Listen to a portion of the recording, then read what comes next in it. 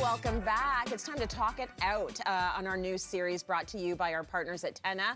I love this one because we have a lot to say on most days.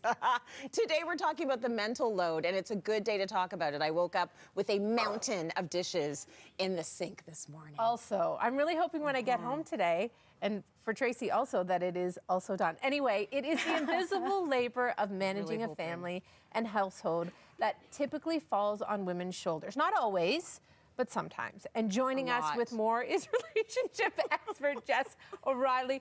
We're a lot today. I just want to share. We've got 3 words. Are we okay? I don't know. And are we allowed to not be okay sometimes? It's going to have to be that way. Yeah. Today is one of those days. People are like, how are you doing today? I'm like, I'm okay. I'm here. But on the verge of not. Right. Also, Just on the cusp. I think I never even knew there was a thing of mental load until earlier this year. I didn't understand the concept, and then I'm like, oh wow, that's that thing. So my question is, when it comes down to who is doing the mental load of the household, why does it often, again not always, fall on women? Well, we have these systems that create expectations and sociocultural pressure, whereby if things don't run well in the household, if there's an issue with the kids, if your house is a mess, if somebody doesn't buy the right present for a baby shower, it tends to fall on women. Of course, it's not a gendered experience, but we do have a wealth of research showing that women tend to do more invisible, administrative, and planning labor, and you don't always get credit for it. And I know that we're not supposed to do things for credit, but we do require validation as human beings. It is a universal experience. Notice the towels, notice the bedding, notice the throw pillows. Didn't do it on its own. No. The throw pillow didn't just walk in here on its own. So I want to reduce it.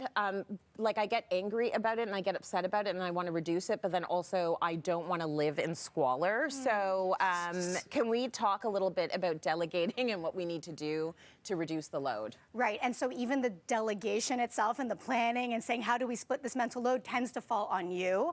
And so I think, number one, we have to think, like, what are the systems that allow for these inequities? And if you're a person who benefits from those systems, what can you do to step up? That is my first thing. Now, if you're not the person who benefits, if you're the person who bears the burden, number one, I think we can think about a shift from extrinsic to intrinsic motivation, meaning we are oftentimes making it about what other people are not doing, but can we also start with our expectations? So if I say, you know what, this present needs to be bought for my nephew-in-law's birthday, I can just say, you know what, to my partner, I'm not gonna be able to do that, you can get to it. But then the intrinsic part is I have to let it go. I have to not be upset about what is bought, whether it is bought, how much is spent. It is, number one, letting it go. And then number two, I think we just have to name it, right? And to be able to go to, for example, our partner or whoever we're living with and say, listen, I really appreciate everything you do, and be genuine and authentic about that. And I'm struggling with this emotional, with this mental labor, and I would like to know if we can talk about it, right? And then another important piece is recognizing that they don't always recognize what we're doing, but that also means that we may not be recognizing things that they're doing and saying, how do you feel about it? What are some of the things that you are doing that perhaps I don't recognize? And sometimes just a reverse check-in can help. You know how couples will often sit down and say, here's what we have to do, here's what I'm planning, here's the support I need. We do the opposite, whereby I talk about here's what's been done. Right? And we share that because it helps us to recognize in both directions. Talk about the good stuff. That's actually a really good point, because you feel like a traffic cop at some point, just getting things done and checking things off lists. And sometimes it's better, too, to highlight the things that are going well, because you always want to do more of a good thing if it's making someone happy. So maybe that's another way of getting it to.